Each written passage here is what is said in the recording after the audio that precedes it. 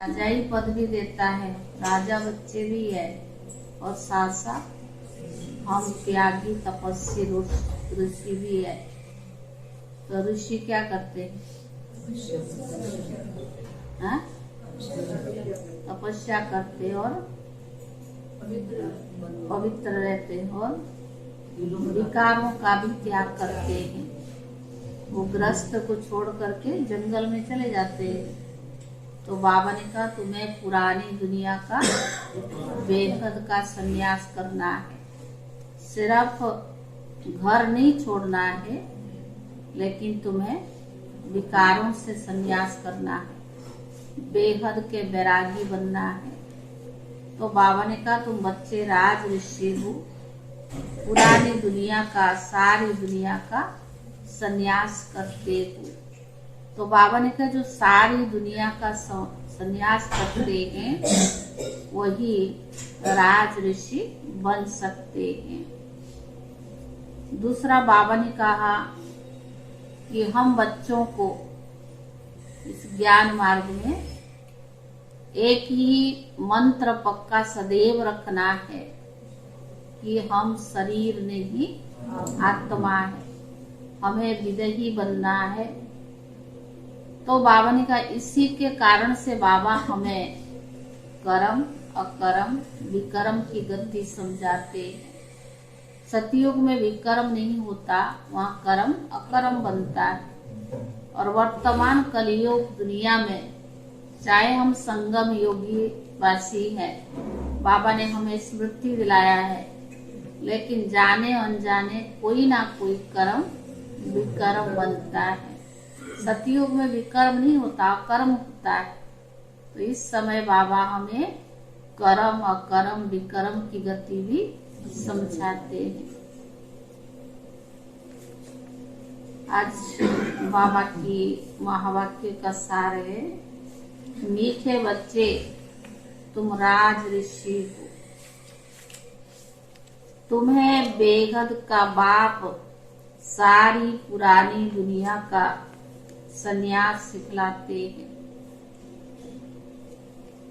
मीठे बच्चे तुम राज ऋषि हो, तुम्हें बेहद का बाप सारी पुरानी दुनिया का संन्यास सिखलाते हैं, जिससे तुम राजाई पद पा सकते।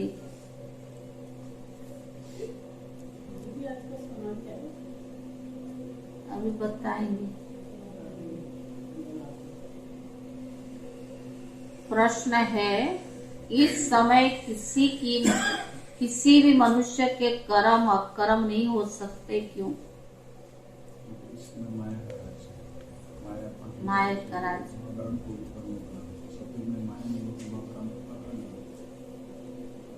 इस समय किसी भी मनुष्य के कर्म अकर्म नहीं हो सकते, क्यों? उत्तर है क्योंकि सारी दुनिया में माया का राज्य है। सब में 5 विकार प्रवेश है।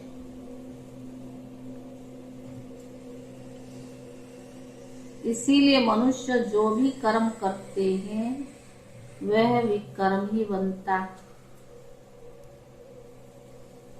इसीलिए मनुष्य जो भी कर्म करते हैं वह विकर्म ही बनता है। सतयुग में ही कर्म अकर्म होते हैं। सतयुग में ही कर्म अकर्म होते हैं, क्योंकि वहाँ माया होती नहीं।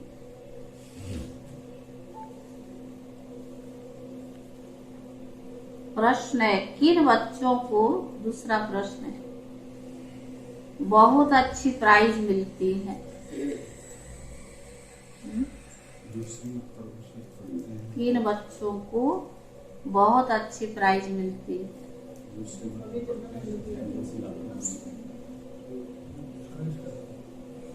हाँ?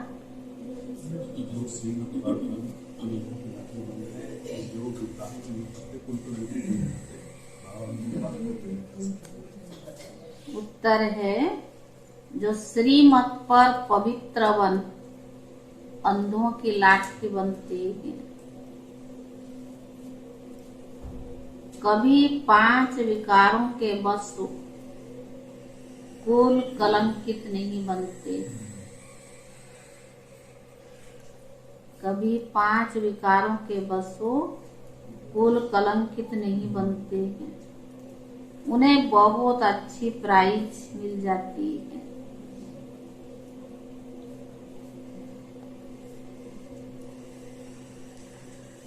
अगर कोई बार बार माया से हार खाते हैं, उनका पासपोर्ट ही कैंसल हो जाता है। अगर कोई बार बार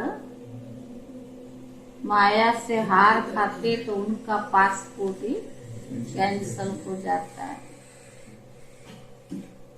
गीत है ओम नमः शिवाय। ओम शांति। सबसे ऊंचा परम पिता परमात्मा यानी परमात्मा, वह रचयिता पहले ब्रह्मा विष्णु शंकर को रचते हैं।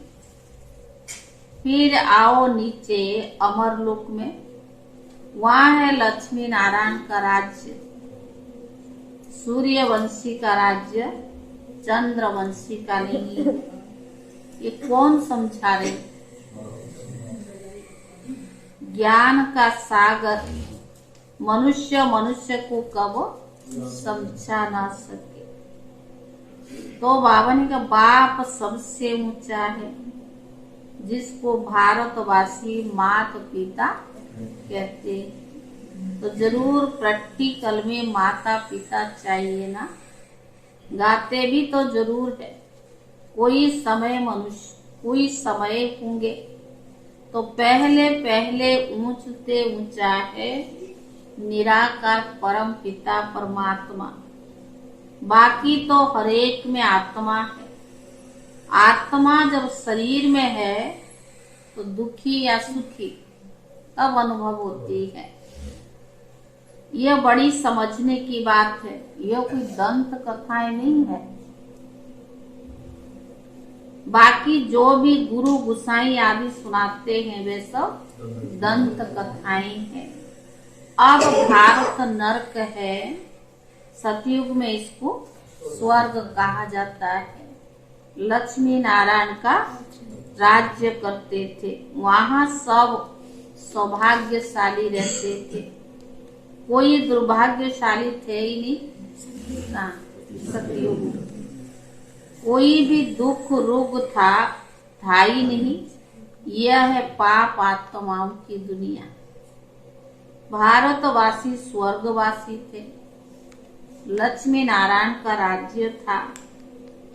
श्री कृष्ण को तो सभी मानते हैं। देखो इनको भी गाली दिए है। श्री कृष्ण की आत्मा कहती है अब मैं नरक को लात मार रहा हूं। स्वर्ग हाथ में लेकर आया हूं। पहले कृष्णपुरी थी और अब कंसपुरी है। इसमें ही श्री कृष्ण भी है। इनके 84 जन्म का अंत का ही जन्म है। परंतु अब कृष्ण का रूप नहीं है। अंत का जन्म है लेकिन ये कृष्ण का रूप नहीं है। यह भी बाप बैठ समझाते हैं। बाप ही आकर भारत को स्वर्ग बनाते। अब नरक है फिर स्वर्ग बनाने बाप आए हैं। तो बाबा ने कहा ये पुरानी दुनिया है। जो नई दुनिया थी अब वो पुरानी दुनिया है। मकान भी नए से बाबा ने कहा पुराना होता है। आखिरी तोड़ने लायक हो जाते हैं। अब बाप कहते मैं तुम बच्चों को स्वर्गवासी बनाने राजयोग सिखलाता हूँ। तुम हो राज ऋषि। स्वर्गवासी बनाने के लिए क्या सिखलाता बाबा? राजयोग। क्योंकि तुम हो राज ऋषि। तो बाबा ने कहा राजा ही प्राप्त करने के लिए तुम संन्यास करते हो विकारों का। वह हद के सन्यासी घर बार छोड़कर जंगल में चले जाते हैं, परंतु फिर भी है तो पुरानी दुनिया में ना।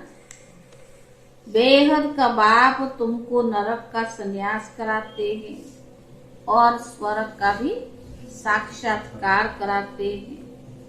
बाप कहते मैं आया हूँ तुमको ले जाने के लिए। बाप सभी को कहते हैं, क्या कहते हैं? बाबा सभी को कहते हैं तुम अपने जन्म को नहीं जानते हो। यह तो जरूर है जो जैसा कार्य करेगा अच्छा या बुरा, उस संस्कार अनुसार जाकर जन्म लेंगे। कोई साहूकार, कोई गरीब, कोई रोगी और कोई तंदुरुस्त भी। जन्म किसके आधार से मिलता? कर्मों के आधार से। यह है अगले जन्मों के कर्मों का हिसाब किताब। कोई तंदुरुस्त है तो जरूर आगे जन्म में हॉस्पिटल आदि बनाए होंगे। दान पुण्य भी जास्ती करते हैं तो साहूकार बनते हैं। तो बाबा ने कहा नरक में मनुष्य जो भी कर्म करते हैं जरूर विकर्म ही बनेंगे। क्योंकि तो बाबा ने कहा क्योंकि सब में 5 विकार है ना। अब सन्यासी पवित्र बनते हैं, पाप करना भी छोड़ देते हैं, जंगल में जाकर रहते हैं, परंतु ऐसे नहीं कि उनके कर्म कोई अकर्म हो। पवित्र रहते हैं, पाप करना छोड़ देते हैं, ऐसा नहीं कि उनका कर्म कोई अकर्म होते। तो बाबा ने कहा सतयुग त्रेता, बाबा ने कहा बाप समझाते इस समय माया का राज्य, इसीलिए तो बाबा ने कहा इस समय है माया का राज्य, इसीलिए कभी भी कर्म इसीलिए मनुष्य जो भी कर्म करेंगे वो पाप ही होंगे। सतयुग त्रेता में माया होती नहीं, इसीलिए वहां कभी कर्म नहीं बनते हैं, ना दुख होगा। इस समय तो एक है रावण की जंजीरें, फिर भक्ति मार्ग के भी जंजीरें हैं। जन्म जन्मांतर धक्के खाते आए हैं। बाप कहते हमने आगे भी कहा था कि इन जप तप आदि से मैं नहीं मिलता हूँ। मैं आता ही तब हूँ जब भक्ति का अंत होता है। भक्ति शुरू होती है द्वापर से। मनुष्य दुखी होते हैं तब याद करते हैं। सतयुग त्रेता में है सौभाग्यशाली और यह है दुर्भाग्यशाली। तो रोते पिटते रहते हैं, अकाल मृत्यु होता रहता है। बाप कहते मैं आऊंगा तब। कब आता बाबा? जब नरक को स्वर्ग बनाना है। भारत प्राचीन देश है ना, जो पहले उनको ही अंत तक रहना है। 84 का चक्कर गाया जाता है ना। गवर्नमेंट जो त्रिमूर्ति बनाते हैं उनमें होना चाहिए ब्रह्मा विष्णु शंकर, परंतु जानवर लगा देते हैं। बाप रचयिता का चित्र है नहीं, नीचे चक्कर भी लगाया है। वह समझते चरखा है, परंतु ड्रामा सृष्टि का चक्कर है। अब चक्कर का नाम रखा है अशोक का चक्र। अब तुम इस चक्कर को जानने से ही अशोक बन जाते हो। बाबा बात तो ठीक है, सिर्फ उलट पुलट कर दिया है।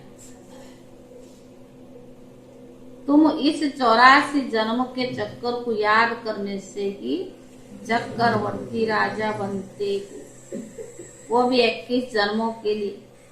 इस दादा ने भी पूरे 84 जन्म किए। ये श्री कृष्ण का अंतिम जन्म है। इनको बाप बैठ समझाते, वास्तव में तुम सबका अंतिम जन्म है।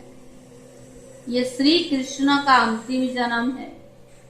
इनको भी बाप बैठ समझाते, वास्तव में तुम सबका अंतिम जन्म जो भारतवासी देवी देवता धर्म के थे, उन्होंने पूरे 84 जन्म हो गए हैं। अब तो चक्कर पूरा होता है। अब यह पुराना तन चीची हो गया है, यह दुनिया ही चीची है। इसीलिए तुमको इस दुनिया से संन्यास कराते हैं। यह कब्रिस्तान से कभी दिल नहीं लगानी है।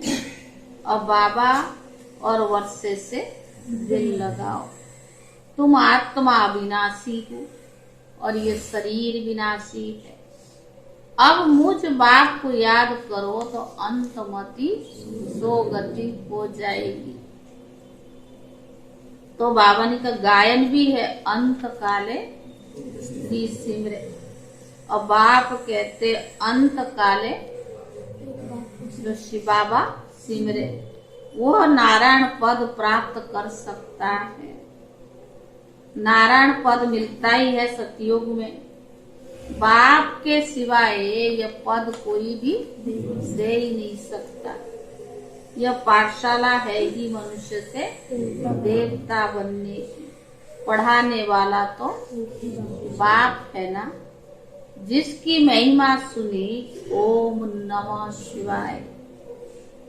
तुम जानते हो हम उनके बच्चे बन गए। अब हम बाप से वर्षा ले रही हैं।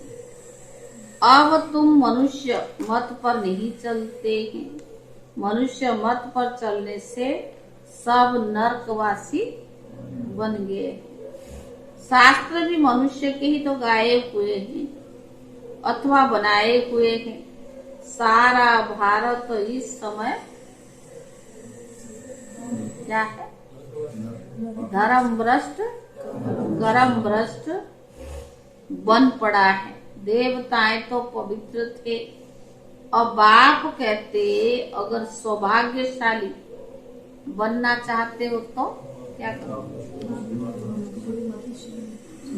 अगर सौभाग्यशाली बनना चाहते हो तो पवित्र बनो। प्रतिज्ञा करो, बाबा हम पवित्र बन आपसे पूरा वर्षा लेंगे। यह पतित पुरानी दुनिया खत्म होने वाली है। लड़ाई झगड़ा क्या क्या लगा पड़ा है। क्रोध कितना है या नहीं? बाबा ने कहा मनुष्य में क्रोध कितना है। वास्तव में कितने बड़े बड़े बनाए हैं, वंश कितने बड़े बड़े बनाए हैं, कितने क्रोधी और लोभी है। वह श्री कृष्ण कैसे गर्भ महल से निकलते हैं, तो भी बच्चों ने साक्षात्कार किया है। यहाँ गर्भ जेल, बाहर निकलने से माया पाप कराने लग पड़ती है। बाबा ने कहा वहां तो गर्भ महल से बच्चा निकलता है तो रोशनी हो जाती, बड़े आराम से रहते हैं। गर्भ से निकलना और दासियां उठा लेती है, बाजे बजने लग पड़ते हैं। यहाँ वहां में कितना फर्क है या नहीं? सतयुग में और अभी के समय में बहुत फर्क है। अब तुम बच्चों को 3 धाम समझाए हैं। शांति धाम में आत्माएं आती है। शांति धाम से आत्माएं आती है। आत्मा तो स्टार के मिसल है जो भ्रुकुटी के बीच में ही रहता है। आत्मा में 84 जन्म का अविनाशी रिकॉर्ड भरा हुआ है। न ड्रामा कभी विनाश होता, ड्रामा कभी विनाश नहीं होता, ना एक्टर कभी बदली हो सकती। फिक्स है। हम चाहने से थोड़ा कोई बदली हो सकता है। तो बाबा ने कहा ना एक्ट बदली हो सकती है, वह भी बंडर है। कितनी छोटी सी आत्मा में 84 जन्म का बिल्कुल एक्यूरेट पाठ भरा हुआ है। यह कभी पुराना नहीं होता है, नित्य नया। वो आत्मा फिर से अपना ही पाठ शुरू करती है। अब तुम बच्चे आत्मा सु परमात्मा कह नहीं सकते। हम सो का अर्थ बाबा नहीं यथार्थ रीति समझाते हैं, वे तो उल्टा अर्थ बना देते हैं। या तो कहते अहम ब्रह्मस्मि, हम परमात्मा है माया को रचने वाले। अब वास्तव में माया को रचा नहीं जाता है, हाँ? माया तो है ही 5 विकार, कोई चीज थोड़ी उसको रचा जाएगा। तो बाबा ने कहा वो बाप माया को नहीं रचते, बाप तो नई सृष्टि जरूर रचते। मैं सृष्टि रचता हूँ, यह और कोई कह नहीं सकते बाबा के सिवाय। बेहद का बाप एक ही है। ओम का अर्थ भी बच्चों को समझाया गया है। आत्मा है ही शांत स्वरूप, शांति धाम में रहती है, परंतु बाप है ज्ञान का सागर, आनंद का सागर। आत्मा की महिमा नहीं गाएंगे, यहाँ आत्मा में नॉलेज आती है। बाप कहते मैं एक ही बार आता हूँ, मुझे भी वर्षा जरूर देना पड़े। मेरे वर्षे से भारत एकदम स्वर्ग बन जाता है। वहाँ पवित्रता, सुख, शांति सब कुछ था। यह है बेहद का बाप, सुख का वर्षा। बाप का सदा सुख का वर्षा, पवित्रता थी तो सदा सुख शांति भी थी। अभी अपवित्र आता है तो दुख शांति है। बाप बैठ समझाते तुम आत्मा पहले मूल वतन में थी, फिर देवी धर्म में आई, देवता धर्म में, देवी देवता धर्म में आई, फिर क्षत्रिय धर्म में आई। 8 जन्म सतो प्रधान में, 12 जन्म सतो, और फिर 21 जन्म द्वापर में, फिर 42 जन्म कलयुग में। यहाँ शूद्र बन पड़े। अब फिर ब्राह्मण वर्ण में आना है, फिर देवता वर्ण में जाएंगे। अब तुम ईश्वरीय गोद में हो। बाबा कितना अच्छी रीति समझाते हैं। 84 जन्मों को जानने से उनमें सब कुछ आ जाता है। सारे चक्र का ज्ञान बुद्धि में है। यह भी तुम जानते हो, सतयुग में एक धर्म है, वर्ल्ड ऑलमाइटी अथॉरिटी का राज्य है। अब तुम लक्ष्मी नारायण का पद भी पा सकते हो। सतयुग है पावन दुनिया, वहाँ बहुत थोड़े होते हैं, बाकी सब आत्माएं मुक्ति धाम में रहती है। सबका सदगति दाता तो एक बाप है, उनको कोई जानता नहीं, और ही कह देते कि परमात्मा सर्वव्यापी है। बाप कहते तुमको किसने कहा? कहते गीता में लिखा हुआ है। गीता किसने बनाई? भगवान उवाच, मैं तो इस साधारण तन का आधार लेता हूँ। लड़ाई के मैदान में एक अर्जुन को कैसे बैठ ज्ञान सुनाएंगे? तो बाबा ने कहा तुमको कोई लड़ाई व जुआ आदि थोड़ी सिखलाई जाती है। भगवान तो है ही मनुष्य से देवता बनाने वाला। वो कैसे कहेंगे कि जुआ खेलो, लड़ाई करो? फिर कहते द्रौपदी को 5 पति थे, यह कैसे हो सकता है? कलप पहले बाबा ने स्वर्ग बनाया था, अब फिर से बन रहा है। श्री कृष्ण के 84 जन्म पूरे हुए। यथा राजा रानी तथा प्रजा, सबके 84 जन्म पूरे हुए। अब तुम शूद्र से बदल ब्राह्मण बने हो। जो ब्राह्मण धर्म में आएंगे नहीं, जो ब्राह्मण धर्म में आएंगे वही मम्मा बाबा कहलाएंगे। फिर भले कोई माने व ना माने, ब्राह्मण धर्म में आएंगे तो मम्मा बाबा कहेंगे ना, नहीं तो आएंगे उनको क्या पता मम्मा बाबा क्या समझते। हमारे लिए मंजिल ऊंची है, फिर कुछ ना कुछ सुनते हैं तो स्वर्ग में जरूर आएंगे, परंतु कम पद पाएंगे। वहाँ यथा राजा रानी प्रजा सदा सब सुखी रहते हैं, क्योंकि नाम है ही heaven. Heavenly God Father heaven स्थापन करते हैं। यह है हेल्प।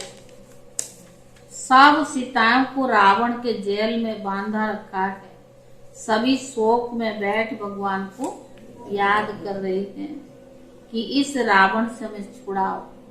सतयुग अशोक वाटिका, जब तक सूर्यवंशी राजधानी तुम्हारी स्थापना नहीं हुई है तब तक विनाश हो ही नहीं सकता। राजधानी स्थापन हो, बच्चों की कर्मातीत अवस्था को, तब फाइनल लड़ाई लगेगी, तब तक रिहर्सल होती रहेगी। इस लड़ाई के बाद स्वर्ग के गेट खुलने वाले हैं। तुम बच्चों को स्वर्ग में चलने लायक भी बनना है। बाबा पासपोर्ट निकालते हैं, जितना जितना पवित्र बनेंगे, अंधों की लाठी बनेंगे तो प्राइज मिलेगी। भगवान प्राइज दे रहा है ना, तो जितना अंधों की लाठी बनेंगे, पवित्र बनेंगे, उतना प्राइज अच्छी मिलेगी। बाबा से प्रतिज्ञा करनी है, मीठे बाबा हम आपकी याद में जरूर रहेंगे। मुख्य बात है पवित्रता की। 5 विकारों का दान जरूर देना पड़े। कोई हार खाकर खड़े भी हो जाते हैं, अगर 2-4 बारी माया का गुस्सा खाकर फिर गिरा तो नापास हो जाएंगे, पासपोर्ट कैंसल हो जाता है। बाबा कहते बच्चे कुल कलंकित मत बनो, तुम विकारों को छोड़ो, मैं तुमको स्वर्ग का मालिक अवश्य ही बनाऊंगा। अच्छा मीठे मीठे सिकीले दे बच्चों प्रति माता पिता बाप दादा का याद प्यार और गुड मॉर्निंग। रूहानी बाप की रूहानी बच्चों को नमस्ते। रूहानी बच्चों की तरफ से रूहानी बाप दादा को याद प्यार और नमस्ते नमस्ते। अभी ऋतु बहन कराती थी, लेकिन आप कराओगे? आइए वो कराएंगे। अच्छा है ना, कोई बड़े भाई तो करा दे, कम बात थोड़ी है। धारणा के लिए मुख्य सार पहला है, सौभाग्यशाली बनने के लिए बाप से पवित्रता की प्रतिज्ञा करनी है। सौभाग्यशाली बनने के लिए बाप से पवित्रता की प्रतिज्ञा करनी है। इस छी पति दुनिया से दिल नहीं लगानी। इस छी पति दुनिया से दिल नहीं लगानी है। दूसरा, माया का गुस्सा कभी नहीं खाना है। माया का गुस्सा कभी नहीं खाना है। कुल कलंकित नहीं बनना है। कुल कलंकित नहीं बनना है। लायक बन, स्वर्ग का पासपोर्ट बाप से लेना है। लायक बन, स्वर्ग का पासपोर्ट बाप से लेना है। वरदान, मन को बिजी रखने की कला द्वारा व्यर्थ से मुक्त रहने वाले सदा समर्थ स्वरूप भव। मन को बिजी रखने की कला द्वारा व्यर्थ से मुक्त रहने वाले सदा समर्थ स्वरूप भव।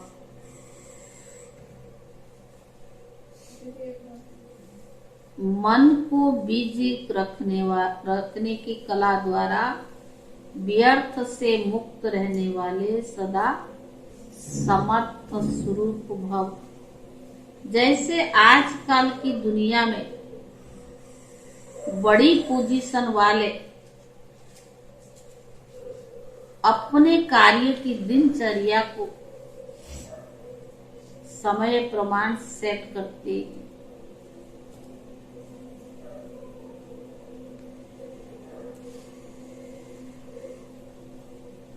जैसे आजकल की दुनिया में बड़ी पोजीशन वाले अपने कार्य की दिनचर्या को समय प्रमाण सेट करते हैं, ऐसे आप जो विश्व के नव निर्माण के आधार मूर्त हो, ऐसे आप जो विश्व के नव निर्माण के आधार मूर्त हो, बेहद ड्रामा के अंदर हीरो एक्टर हो, हीरे तुल्य जीवन बनाने वाले हो, हीरो एक्टर हो, हीरे तुल्य जीवन बनाने वाले हो, आप भी अपने मन और बुद्धि को समर्थ स्थिति में स्थित कराने का प्रोग्राम सेट करो।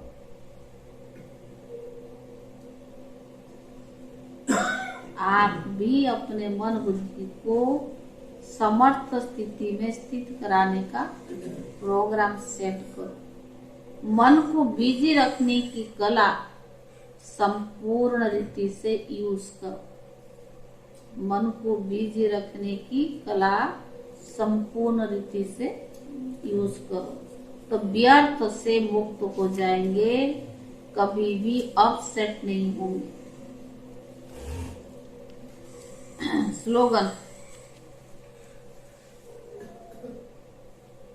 ड्रामा के हर दृश्यों को देख हर्षित रहो, तो कभी अच्छे बुरे के आकर्षण में नहीं आएंगे। ड्रामा के हर दृश्य को देख हर्षित रहो, तो कभी अच्छे व बुरे की आकर्षण में नहीं आएंगे। ये है सोमान का, आज का सोमान है 2 जनवरी 2023। आज का सोमान है मैं डबल लाइट फरिश्ता, याद रहेगा, डबल लाइट फरिश्ता हूँ। चिंतन क्या करना है, आकारी फरिश्ता स्थिति कैसे बन सकती है, इस स्थिति का अनुभव क्या है। आकारी फरिश्ता स्थिति कैसे बन सकती है, इस स्थिति का अनुभव क्या है। योग अभ्यास, मैं आत्मा लाइट के आकारी कार्य में देह के भान से परे सूक्ष्म बतन में फरिश्ता बन लाइट माइट की किरणें ला रहा हूं। ये अभ्यास करने का है। ये है अव्यक्त इशारा तालवी।